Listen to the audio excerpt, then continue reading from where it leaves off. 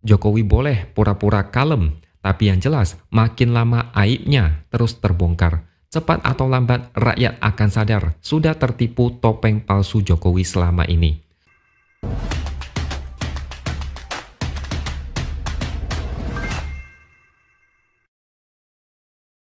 Halo, bertemu lagi dengan saya, X Hardy di Opini Siwer. Sampai detik ini, saya rasa kita semua setuju kalau Jokowi adalah mantan presiden dengan daya rusak luar biasa. Tidak ada yang mencurigakan selama 8 tahun dia menjabat. Di tahun 2023, gelagatnya baru terbongkar. Topeng aslinya ketahuan. Ternyata selama ini Jokowi merencanakan sesuatu dengan rapi dan sistematis. Hasilnya dapat gelar finalis pemimpin terkorup dan cawe-cawe luar biasa demi kepentingan keluarga. Pada acara Kongres ke-6 Partai Demokrat, SBY memberikan sedikit pidato. Ada beberapa poin yang SBY sampaikan yang bisa dibilang agak menyinggung satu orang. Saya jelasin dulu. Yang pertama, SBY mengatakan jika pihaknya kalah pada perebutan Partai Demokrat beberapa waktu lalu, acara Kongres ke-6 ini yang sekarang tidak akan bisa terlaksana. Kode dari SBY adalah ada kekuatan yang secara ilegal dan amoral ingin merebut kepemimpinan Partai Demokrat yang sah. Bagi yang tidak tahu atau lupa, saya jelasin sedikit. AHY pada saat itu pernah bilang ada yang mau merebut Demokrat secara paksa. Tujuannya untuk menjadikan Demokrat sebagai kendaraan politik di pemilu 2024 sebagai calon presiden. Kemudian terkuak kalau pelakunya adalah Muldoko, kepala staf kepresidenan era Jokowi. Kemudian beberapa orang kader Demokrat menggelar kongres luar biasa di Deli Serdang, Sumatera Utara. Kongres ini menetapkan Muldoko sebagai Ketua Umum Demokrat periode 2021 sampai 2025. Intinya, usaha Muldoko gagal karena peninjauan kembali atau PK yang diajukan ke Mahkamah Agung ditolak. AHY pernah bilang begini, melalui PK dari Muldoko ini, maka sama saja sesungguhnya penguasa politik telah menggunakan instrumen hukum untuk menghabisi lawan-lawannya.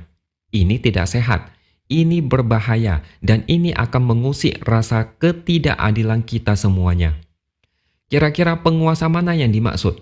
Istana kan? Tapi Muldoko membantah. Dan kira-kira kalau kita melihat apa yang terjadi sekarang ini, apakah kalian percaya kalau istana tidak terlibat saat itu? Hanya mereka yang tahu. SBY mengungkit ini lagi jelas-jelas mau menyenggol seseorang. Tapi masih ada lagi sindiran dari SBY. Dia mengatakan selama 10 tahun menjadi partai penguasa, dia tidak pernah terlintas untuk melakukan cawe-cawe atau intervensi buruk. Dia memilih patuh pada etika politik yang berlaku. Saya rasa ini sudah jelas mengarah ke siapa. Mungkin SBY tidak berniat ke arah sana, tapi kalau masyarakat membaca arah ucapan SBY ini, pasti akan mengaitkan ini dengan mantan penguasa dulu. Demokrat mau direbut paksa. Ada bahasan tentang cawe-cawe. Sulit untuk tidak mengingat nama Jokowi, karena itu memang terjadi di era dia menjabat. Ada satu lagi yang cukup telak, yaitu Karni Ilyas. Sudah tahu ya siapa dia? Identik dengan acara Indonesia Lawyers Club atau ILC yang pernah tayang di TV One. Acara ini cukup populer dan sering mengkritik di era Jokowi. Jadi baru-baru ini Karni Ilyas di acara ILC. Prabowo kan belum lama ini mengundang pimpinan redaksi dan jurnalis senior di Hambalang. Jadi kata Karni, seluruh presiden pernah melakukan pertemuan dengan para pemimpin redaksi. Karni juga menyinggung hubungannya dengan Jokowi. Sama Jokowi, berapa kali pertemuan pimpinan redaksi? Buktinya, ILC pun dilarang. Kemudian ada yang tanya, saya tidak tahu siapa namanya, dia tanya begini, jadi sekarang Karni mengaku kalau ILC dilarang sama Jokowi? Memang Karni tidak menjawab pertanyaan itu, tapi dari sini kita sudah tahu maksud Karni Ilyas itu apa. Jadi bisa disimpulkan, Jokowi ini memang biang kerok rusaknya tatanan pemerintahan. Demokrasi menjadi carut-marut, konstitusi ditabrak sana-sini, instrumen kekuasaan dikerahkan seenaknya. Jokowi selama ini kalem, mungkin itu hanya topeng yang dia pertahankan dalam waktu lama, supaya sifat aslinya tidak ketahuan. Sebenarnya, kalau melihat gaya rusak yang terjadi saat ini, Jokowi bagi sebagian orang dianggap otoriter, tapi berhasil membungkus dirinya dengan label santun dan kalem. Di depan rakyat, dia terlihat merakyat dengan gaya bersahaja, tapi sebenarnya ambisinya itu membuat satu negara susah. Dan celakanya, meskipun sudah ada banyak kejadian atau bukti, sebagian masyarakat masih tidak mau percaya. Mereka lebih suka dimanipulasi dan dimanfaatkan kebodohannya. Sekarang ini, Jokowi enggak malu-malu menunjukkan kalau dia itu susah move on dan haus validasi.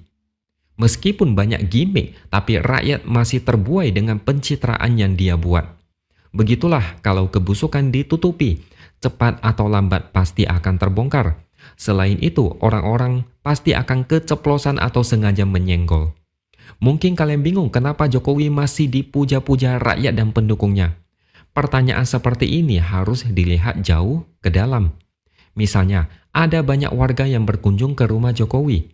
Apakah itu murni mereka datang atau digiring untuk datang? Saya sempat dengar kabar ada yang diarahkan ke rumah Jokowi dengan jaminan bisa foto-foto bareng.